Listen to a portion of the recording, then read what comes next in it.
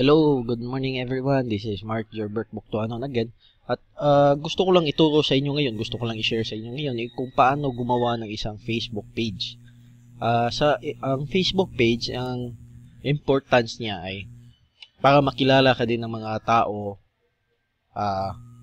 makilala ka din ng mga prospects mo online. Aside sa blog, gamit din ng Facebook page ay para makagawa ka ng Facebook ads na yun yung gagamitin mo para mag-promote ng mga gusto mong i-promote. Then, bakit ba kailangan na gumawa ng Facebook page? Bakit hindi ba personal account lang? Kasi yun nga, personal yun eh. Personal account mo yun eh. So, kailangan mo gumawa ng Facebook page para magkaroon ka ng followers, magkaroon ka ng mga audience. Kasi yung personal, friends lang eh, add friend lang eh. So, pakita ko lang sa inyo ito bago tayo magsimula kung paano gawin ang Facebook page. Ito yung Facebook page ko. Dito, shinare ko na din yung last video natin na ginawa ko. Tapos, yung mga likers mo dito, ito yung mga kung marami kang mga followers, mas maraming makakakita sa mga bago mong post. So, yun sinabi ko last time, give valuable content. Magbigay ka ng solution sa mga prospects mo, sa mga problema ng mga prospects mo. So, dito sa Facebook page mo, kailangan yun din yung mga i-share mo aside sa blog. Pwede din na yung blog mo para makita din ng mga tao kasi hindi rin kasi makikita ng mga tao eh kung may vlog ka lang tapos hindi mo sinishare din yun, hindi rin yun makikita. So gawin mo to, gumawa ka ng Facebook page, tapos lagyan mo lang ito ng caption, tapos yung link ng vlog mo para gusto na lang i-click, makakapunta sila doon. So paano ba gumawa ng Facebook page? Click mo lang ito dito sa upper right hand corner. Dito sa upper right hand corner may nakabaliktad dito na triangle. I-click mo lang ito. Tapos click create page. Ito sa create page, kailangan, gusto kasi ni Facebook para din mas targeted din ito, ay gusto niyang choose ka ng category. So, for our sample purposes, yung gagawin kong category, yun din yung ginamit ko sa Facebook page na pinakita ko kanina. So, artist, band, or public figure para makilala ka nila mismo. So, ito, entrepreneur. Lagay ko na lang din dito yung pangalan ko, Mark Buktuanon. Yung, hindi na lang yung full name ko kasi full name yung isa-isa eh. Tapos, click mo yung get started. Tapos dito sa about, maglalagay ka lang dito ng mga yung tungkol sa page mo, kung tungkol saan ito, bakit mo ginawa ito, para mas mabasa ng mga prospects mo, makita nila na yung page na to ay para talaga sa mga problema nila, para makakita sila ng solusyon. So, or kung ano mang purpose ng page mo. So, dito, lagyan na lang natin, this page is for offline and online marketer na naghahanap ng resulta. This page is to help net marketers achieve their result. Dito sa website, kung may website ka o yung sa site na lang ng blog mo, lagay mo. So, for sample purposes lang, yung blog ko, lagay ko na lang dito, yung greatbreakthrough.com. Tapos, click mo yung save info.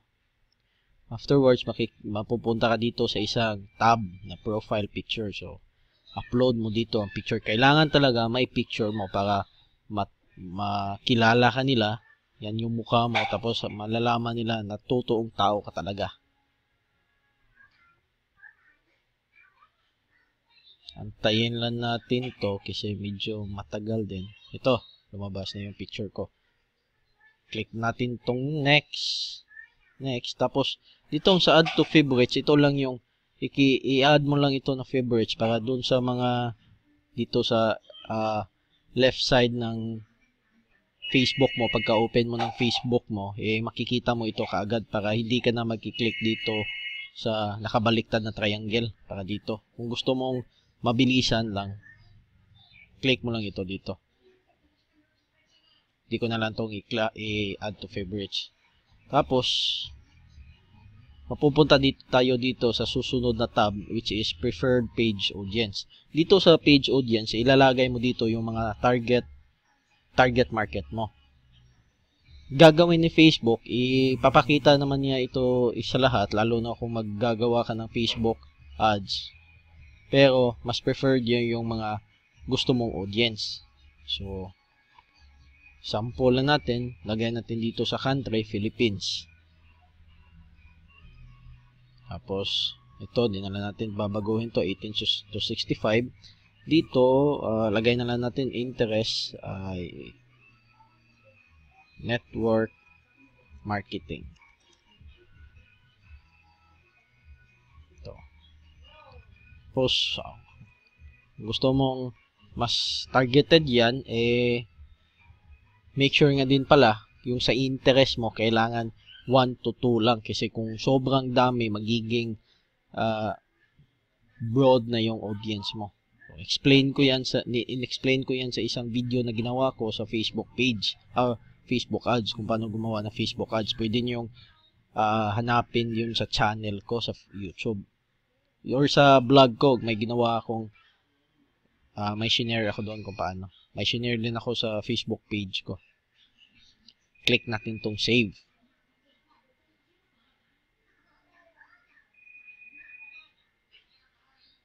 So, ito, lumabas na yung Facebook page natin. Ito na. So, add ka lang ng cover photo kung gusto mo mag-add. Tapos, add ka ng button. Itong add button ay kung gusto silang paano para itong, yung sinabi ko last time, yung call to action. Pag napunta sila sa Facebook page mo, ano ba yung gusto mong mangyari sa kanila? Aside sa tinitingnan yung mga pinopost mo. So, choose a button.